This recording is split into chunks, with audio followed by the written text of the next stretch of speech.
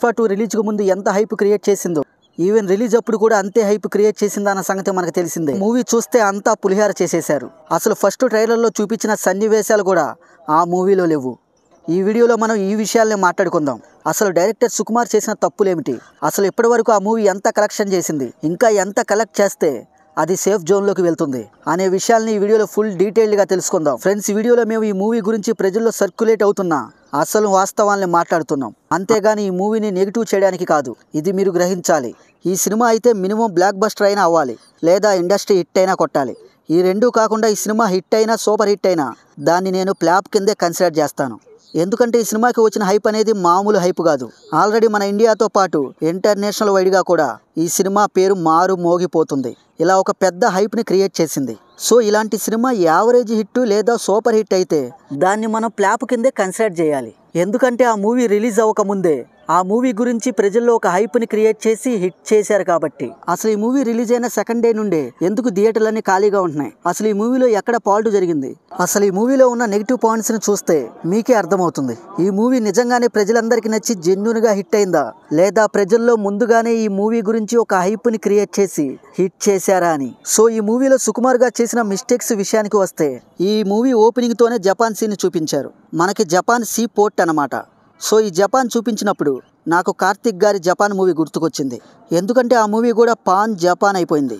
So ఈ Japan sea పోర్ట్లోనే hero introduction plan చేశారు. ఇది మాత్రం అస్సలు కరెక్ట్ కాదు. సో ఈ జపాన్ సీ పోర్ట్లో ఉన్న ఫైట్ సీక్వెల్ ఏదైతే ఉందో దానికి వేరే ఎవరో డైరెక్ట్ చేసి మిగతా సినిమాకి సుకుమార్ డైరెక్ట్ చేశారేమో అన్న ఫీలింగ్ నాకు వచ్చింది. ఎందుకంటే ఆ ఫైట్లో చాలా ఫ్లాష్ ఉంది. మరీ ముఖ్యంగా మన లెక్కల మాస్టర్ సుకుమార్ గారు ఇలాంటి లాజిక్ లెస్ సీన్స్ని ఈ సినిమాలో ఎలా పెట్టారనే ఫీలింగ్ నాకు వచ్చింది. ఎగ్జాంపుల్గా జపాన్ సీపోర్ట్లో విలన్ గ్యాంగ్లో ఉన్న ఒకడు బాస్ ఇక్కడ ఎవడో కూలి పడిపోయి ఉన్నాడు, వెనకాల గంధపు చెక్కలు కూడా ఉన్నాయి, ఇదేదో స్మగ్లింగ్ లాగా ఉందని చెప్తాడు. సో ఈ పడిపోయిన కూలి వాళ్ళకి క్లియర్గా కనిపిస్తున్నాడు. అయినా సరే ఆ బాస్ ఎర్రి పప్పలాగా ఒకసారి ఆ కంటైనర్లో ఎవరున్నారో చెక్ చేయని ఆ కింద ఉన్నోడికి ఆర్డర్ ఇస్తాడు. ఇది ఎంత లాజిక్ లెస్గా ఉందంటే, అసలు ఏదైనా మనం ఎప్పుడు చెక్ చేస్తాం, అక్కడ ఏదైనా సస్పిషియస్గా ఉంటేనే లేదా ఎవరైనా ఉన్నట్టు మనకి డౌట్ వస్తేనే మనం అక్కడ చెక్ చేయాలి. ఆల్రెడీ కిందన ఒకడు పడిపోయి ఉన్నాడు. కొన్ని కంటైనర్లో ఏమైనా సస్పిషియస్గా ఉందా అంటే ఆ గంధపు చెక్కలన్నీ కూడా బయటే ఉన్నాయి. ఇంకా దేన్ని చెక్ చేయమంటున్నాడు ఆ విలన్ని? సుకుమార్ గారు మరీ ఇంత చిన్న లాజిక్ని కూడా ఎలా మిస్ అయ్యారో నాకు తెలియటం లేదు. అంతేకాదు ఇలాంటి సీన్స్ ఈ సినిమాలో చాలానే ఉన్నాయి. అదే సీన్లో కంటైనర్లో అల్లు అర్జున్ ఒక 40 రోజులుండి జపాన్ వస్తాడు. సో అసలు అల్లు అర్జున్కి ఇంగ్లీష్ రాదు. ఆ సీన్లో జపనీస్తో ఫ్లూయెంట్గా ఇంగ్లీష్ మాట్లాడేస్తాడు. నీకు జపనీస్ ఎలా వచ్చింది అని ఆ విలన్ అడిగినప్పుడు కంటైనర్లో 40 రోజులు ఉన్న learn Japanese language in 30 days అనే బుక్ను చదివాను, ఆ బుక్ చదవటం వల్ల వచ్చింది అని చెప్తాడు. ఇది ఎంత సెన్స్లెస్గా ఉందంటే, పుష్పరాజ్ అనేవాడు ఒక ఇల్లిటరేట్, అంటే చదువు సంధ్య లేనివాడు, ఒక కూలి మనిషి లాంటోడు. అసలు జపనీస్ లాంగ్వేజ్ ఎలా నేర్చుకుంటాడు? అది కూడా 30 రోజుల్లో బుక్ చదివి ఎలా నేర్చుకుంటాడు? అలా నేర్చుకొని అంత ఫ్లూయెంట్గా ఎలా మాట్లాడగలుగుతాడు? ఇది కూడా ఈ మూవీలో చాలా సెన్స్లెస్గానే ఉంది. ఇలాంటి సీన్ ఈ మూవీలో ఇంకోటి కూడా ఉంది. నది లోపల లారీలు వెళ్తుంటాయి, ఆ లారీలో వెనుక పోలీసు జీబులు కూడా ఫాలో అవుతుంటాయి. నది లోపల లారీ వెళ్ళడం ఏంటని మీరు అనుకోకండి, ఆ నది ఎండకి ఎండిపోయిందన్నమాట. సో ఏదో తారు రోడ్డు మీద వెళ్తున్నట్టు ఆ ఎండిపోయిన నదిలో లారీలు, ఆ వెనకాల జీబులు చాలా స్పీడ్గా వెళ్ళిపోతుంటే ఈలోపు పుష్పరాజు ఏం ప్లాన్ చేస్తాడంటే, ఆ పోలీసు వ్యాన్లన్నీ అక్కడే ఆగిపోవాలి కాబట్టి ఆ నది యొక్క డ్యామ్ని ఎత్తేస్తాడు. సో అలా డ్యామ్ని ఎత్తేస్తే ఏమవుతుంది, ఆ నదిలోకి వాటర్ వచ్చేసి ఆ జీబులన్నీ మునిగిపోతాయి. ఇది కూడా చాలా ఇన్లాజికల్గా ఉంది. డ్యాము ఎత్తేస్తే మునిగిపోయేది ఓన్లీ జీబులే కాదు, ఆ ముందున్న లారీలు కూడా మునిగిపోతాయి కదా. కేవలం పోలీసు జీబులు మాత్రమే మునిగిపోయేంత వాటర్ని అంత కరెక్ట్గా క్యాలిక్యులేట్ చేసి అక్కడ వదలలేరు కదా. ఆ జీబులకి లారీలకి పెద్ద డిస్టెన్స్ కూడా ఏమీ ఉండదు, పక్కనే ఉంటాయి. ఆ నది వాటర్ వదిలితే లారీలు మటుకు వెళ్ళిపోతే ఆ జీబులు మాత్రం అక్కడే ఉండిపోతాయి. ఇది కూడా ఈ మూవీలో చాలా లాజిక్లెస్గా ఉంది. అలానే ఇంకో సీన్ కూడా ఉంది. అది సెకండ్ హాఫ్లో ఒక ఫైట్ సీను. ఫ్రీ క్లైమాక్స్లో చాలా పెద్ద ఫైట్ సీన్ అది. సో ఆ ఫైట్ సీన్ అంతా ఎక్కడ జరుగుతుంది అంటే ఒక పాడుబడిన ఒక పెద్ద కోటలాగా ఉంటుంది అది. అందులో ఆ ఫైట్ సీన్ అక్కడ జరిగిద్ది. సో ఈ పుష్పరాజు ఆ కోటలోకి ఎలా వెళ్తాడు? ఒక్కసారిగా హెలికాప్టర్లో ఆ కోటలోకి వెళ్ళి అమాంతంగా ఆ కోటలో దిగిపోతాడు. ఏకంగా హెలికాప్టర్తోనే ఆ కోటలోకి వెళ్ళిపోతాడు. అంటే ఇక్కడ మీకు అర్థమవుతుందా, ఒక హెలికాప్టర్ ల్యాండ్ అవ్వాలంటే గ్రౌండ్ ఎంత క్లియర్గా ఉండాలి, టెక్నికల్గా ఎంత ఇష్యూస్ ఉండాలి, ప్రాక్టికల్గా ఎంత ఇష్యూస్ ఉంటాయి. అలాంటిది హెలికాప్టర్ని ఏదో చిన్న సైకిల్ని తీసుకొచ్చినట్టు ఆ కోటలోకి తీసుకువెళ్ళిపోవడం అంటే ఇది కూడా సెన్స్లెస్గానే అనిపిస్తుంది. అలానే ఇంకో సీన్ ఎలా ఉంటది అంటే, ఇప్పుడు ఒక స్మగ్లర్ బంగారాన్ని స్మగ్లింగ్ చేస్తున్నాడు అనుకుందాం. పోలీస్ దాన్ని పట్టుకున్నాడు అనుకోండి. ఆ పట్టుకున్న తర్వాత కాసేపటికి పోలీస్ పట్టుకుంది అది ఒరిజినల్ కాదు, రోల్డ్ గోల్డ్ అని తెలిసింది అనుకుందాం. సో అలాంటి సీనే ఇక్కడ కూడా ఒకటి ఉంది. గంధపు చెక్కల కోసం పుష్పరాజు గంధపు చెక్కల్ని వదిలేయమని లారీలో గంధపు చెక్కల్ని తీసుకువెళ్తున్నా సడన్ గా పోలీస్ ఎదురై కాల్స్తున్నప్పుడు ఆ గంధపు చెక్కల్ని వదిలేసి లారీలోంచి దూకేమని చెప్తాడు. అలా వదిలేసిన ఆ గంధపు చెక్కల్ని ఆ బన్వర్ సింగ్ షెకావత్ పట్టుకుంటాడు. ఇక్కడ ఓన్లీ ఆ బన్వర్ సింగ్ షెకావత్కి తెలీదా అవి ఒరిజినల్ గంధపు చెక్కలు కాదని? థియేటర్లో కూర్చున్న ప్రతి ఒక్కడికి ఇక్కడ తెలుసు ఆ గంధపు చెక్కలకి రంగు వేశారు అని. సో ఆ సినిమా చూస్తున్న వాళ్ళకి అవి ఒరిజినల్ గంధపు చెక్కలు కాదని ముందుగానే ఎలా తెలిసిద్ది అంటే, నిజంగా అవి ఒరిజినల్ గంధపు చెక్కల్ని ఆ బన్వర్ సింగ్ పట్టుకున్నాడు అట్లయితే ఆ సినిమాలో స్టోరీ అనేది ముందుకు వెళ్ళదు, అక్కడితోనే ఆగిపోద్ది. ఎందుకంటే గంధపు చెక్కలు దొరకకుండా వేరే కంట్రీస్కి గంధపు చెక్కల్ని స్మగ్లింగ్ చేయడమే ఈ సినిమా తాలూకా ఫ్లాట్ అనమాట. సో ఆ సీన్ని చూస్తున్నప్పుడు ముందుగా ఏ సీన్ జరుగుతుందో కూడా మనకు అక్కడ క్లియర్గానే మనకు అర్థమైపోద్ది. ఇంకా ఇంకో విషయం ఏమిటంటే, పుష్ప 2 యొక్క ఫస్ట్ ట్రైలర్లో చూపించిన పుష్ప అడవిలో సంచరిస్తున్నాడు, పుష్పాని పట్టుకోవడానికి గాలింపు చర్యలు సాగాయి అనే ఆ సీన్ కూడా ఈ పుష్ప 2లో ఎక్కడా కనిపించదు.